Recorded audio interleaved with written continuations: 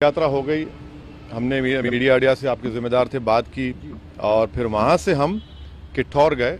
किठौर से हम मेरे ख्याल से हमने 3 बजे से 3:45-3:50 तक हमने वहाँ पर पैदल दौरा किया। फिर हमारे नुमान रोफिल साहब के घर में हम गए, वहाँ पर थोड़ा बहुत लंच का चाय का इंतज़ाम था, करके नमाज़ पढ़े और वहाँ दिल्ली आने के लिए जब हम इस पिलखुवा के पास जो टोल गेट है वहाँ पर हम पहुँचे, हमारे साथ 4 गाड़ियाँ थी। हमारी गाड़ी के सामने हाजी साहब की टाटा सफारी थी जो पीछे आपके, और हमारी गाड़ी के पीछे और 2 फॉर्च्यूनर थे। तो जैसा हम टोल गेट के करीब गाड़ी स्लो हो जाती है, बैरिकेड होता है, तो एक बड़ी धाम से आवाज़ आई। तो हम बोले क्या हुआ? फिर दूसरी आवाज़ आई तो हमारे साथ जो गाड़ी में हमारे दोस्त गाड़ी चला रहे थे यामीन खान, बोले भाई हमला हो रहा, हमला हो रहा। तो हमारी गाड़ी से उन्होंने बड़ी क्विक थिंकिंग से इस गाड़ी को पुश किया, ये सफारी को, और वहां से निकले। फिर और एक आवाज़ है, जब निकल रहे थे एक और आवाज़ आई।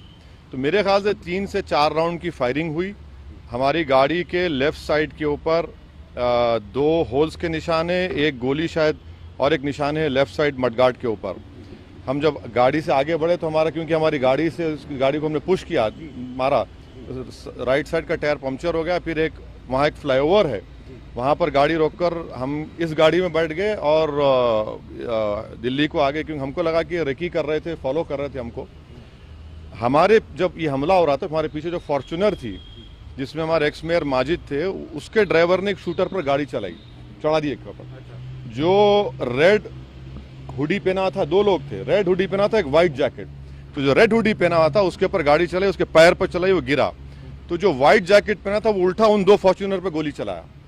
तो अब हमारी थोड़ी देर पहले एडिशनल एसपी वहाँ से जो हैं जिम्मेदार, उनसे बात की। उन्होंने कहा कि हाँ सर, आर्म्स जो इस्तेमाल है वो भी मिला, हथियार भी मिला, और एक शूटर पकड़ा भी गया।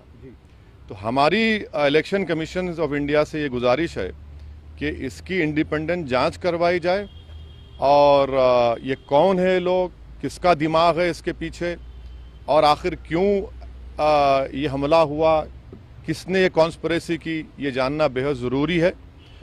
सुनिए, और हम स्टेट गवर्नमेंट और मोदी गवर्नमेंट दोनों से ये कह रहे हैं कि ये इनकी जिम्मेदारी है कि वो इंडिपेंडेंट जांच करवाएं, और इसके पीछे दिमाग किसका है। आखिर ऐसे कैसे हो सकता है कि टोल गेट के ऊपर ये लोग 4-4 राउंड फायरिंग एक सिटिंग एमपी के ऊपर करते हैं।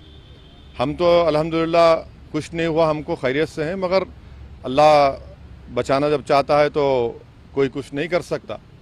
मगर आज ये हुआ है। अभी देखिए, हम तो क्या उम्मीद करते हैं कि आपको क्या लगता है कौन हो सकते हैं आखिर? नहीं, मुझे देखिए हमको कई बार लोग धमकी देते हैं, कई बार बहुत सी बातें करते हैं।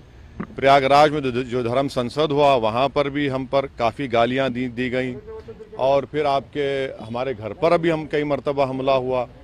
तो अब ये सरकार का काम है कि इंडिपेंडेंट जांच करवाएं और इसका सही तरीके इनको पकड़ा जाए। पार्लियामेंट अभी चल रहा है, पार्लियामेंट में भी ये क्वेश्चन उठाना चाहेंगे आप, बात करना चाहेंगे? जरूर, पार्लियामेंट है, स्पीकर साहब से मिलेंगे, स्पीकर साहब से बात करेंगे।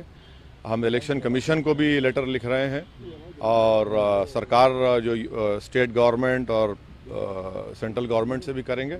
मगर अल्हम्दुलिल्लाह अल्लाह करम है, खैरियत से। ये ना सिर्फ कंडेमनेबल है, बल्कि तो सबको सोचना पड़ेगा कि आखिर ये कौन लोग हैं जो इतनी हिम्मत करके गोली भी चला रहे हैं और ये सब हरकतें कर रहे हैं। सर, इलेक्शन से ठीक पहले ये सब क्या दर्शाता है? हाँ, इलेक्शन से ठीक अब नहीं मालूम मुझे।